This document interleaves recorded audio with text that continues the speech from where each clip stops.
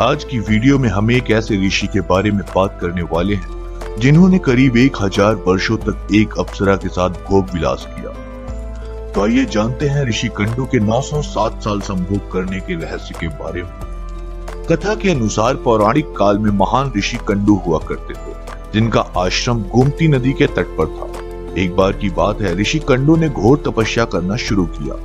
वो तपस्या में इतने लीन हो गए कि उन्हें किसी भी चीज का आभास नहीं होता था। इस तरह ऋषि को तपस्या में लीन देखकर देवराज इंद्र हमेशा की तरह घबरा गए। उन्हें यह डर सताने लगा कि कहीं ऋषि कंडू उनका स्वर्ग का सिंहासन न छीन ले। इसी डर के परिणाम स्वरूप इंद्रदेव ने ऋषि कंडू की तपस्या भंग करने के लिए प्रमलोचा नामक की अप्सरा को पृथ्वी लोक पर भेजने का निश्चय किया। एक संध्या नृत्य के बाद इंद्र ने प्रमलोचा को अपने पास बुलाया, फिर उसे अपनी सारी योजना बताई। बिना कोई प्रश्न किए प्रमलोचा इंद्र की योजना के मुताबिक पृथ्वी लोक के लिए प्रस्थान कर गई। पृथ्वी लोक पर प्रमलोचा सीधे वहां पहुंची जहां ऋषि कंडू तपस्या में लीन थे। फिर प्रमलोचा ने अपनी शरारतों से ऋषि कंडू का ध्यान तोड़ दिया। उसके बाद जैसे ही ऋषि की नजर प्रमलोचा पर पड़ी तो वे उसके रूप और सौंदर्य को देखकर उस पर मोहित हो गए। उसे अपने साथ लेकर मंदरांचल पर्वत की गुफाओं में चले गए। उसके बाद ऋषि कंडू प्रमलोचा के सौंदर्य में इतना खो गए कि वो 100 से अधिक वर्षों तक उसके साथ भोग विलास करते रहे। 100 वर्ष के बाद एक दिन अप्सरा प्रमलोचा ने ऋषि कंडू से कहा कि हे ऋषि, अब मैं स्वर्गलोक वापस जाना चाहती हूँ, इसलिए आप मुझे खुशी खुशी विदा कीजिए। अप्सरा के मुंह से जाने की बात सुनकर ऋषि उदास हो गए। उन्होंने कहा, हे देवी, अभी थोड़े दिन और रुक जाती तो अच्छा होता। ऋषि को उदास देखकर अप्सरा पृथ्वी लोक पर और रुकने को मान गई। फिर ऋषि कंडू ने अगले 100 वर्षों तक उसी गुफा में अप्सरा के साथ भोग विलास किया। फिर 100 वर्षों बाद एक दिन प्रमलोचा ने ऋषि कंडू से कहा कि हे मुनि, मुझे पृथ्वी लोक पर आए बहुत समय हो गया है, अब तो मुझे आप स्वर्गलोक जाने की आज्ञा दे दें। ऋषि कंडू उसकी बात सुनकर फिर व्यथित हो गए। बोले, हे देवी, अभी कुछ और समय रुक जाओ, फिर चली जाना। इसी तरह कई 100 वर्ष बीत गए।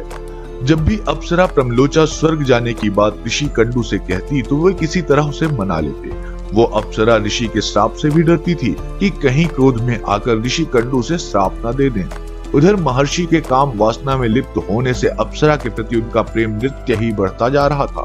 तपस्या पूजा पाठ का त्याग कर दिन रात ऋषि कंडू भोग विलास में डूबे रहते। एक दिन की बात है, ऋषि कंडू बड़ी तेजी से अपनी कुटिया से निकल रहे थे। तभी प्रमलोचा उनके पास आई और पूछने लगी, हे मुनि, आप कहाँ जा रहे हैं? तब ऋषि कंडू ने कहा कि हे भद्रे, दिन अस्त हो चुका है, अतः मैं संध्योपासना करने जा रहा हूँ। अगर ऐसा नहीं किया तो मेरा धर्म नष्ट हो जाएगा। यह सुनकर प्रमलोचा मुस्कुराए बिना न रह सकी और बोली, हे सब वेदों के ज्ञाता, इतने वर्षों में क्या आज पहली बार सूर्यास्त हुआ है? जो संध्या वंदन नहीं करेंगे तो आपका धर्म नष्ट हो जाएगा। मैं तो आपसे जब से मिली हूँ तब से तो आपने कभी संध्या वंदन नहीं किया है। इस प्रकार के वचन सुनकर ऋषि कंडू बोले, हे भद्रे, नदी के इस सुंदर तट पर आज सवेरे ही तो तुम आई हो। मुझे भली भांति स्मरण है, मैंने आज ही तुमको अपने आश्रम में प्रवेश करते देखा था। अतः अब दिन के समाप्त होने पर संध्या काल हुआ है। मुझे तो लगता है कि तुम मेरा उपहास कर रही हो। तब प्रमलोचा ने ऋषि से कहा कि हे ब्राह्मण श्रेष्ठ, आपका यह कथन सत्य है कि आपके आश्रम में मैं सवेरे आई हूँ, परंतु आज नहीं। जिस सुबह मैं यहाँ आई थी उस समय को तो कई 100 वर्ष बीत चुके हैं। यह सुन महर्षि कुंडू घबरा गए और बोले कि हे सुंदरी, मुझे सही सही बताओ, मुझे तेरे साथ रमण करते कितना समय बीत चुका है? तब प्रमलोचा ने बताया कि आपको मेरे साथ रमण करते हुए 907 वर्ष 6 महीने और 3 दिन हो चुके हैं।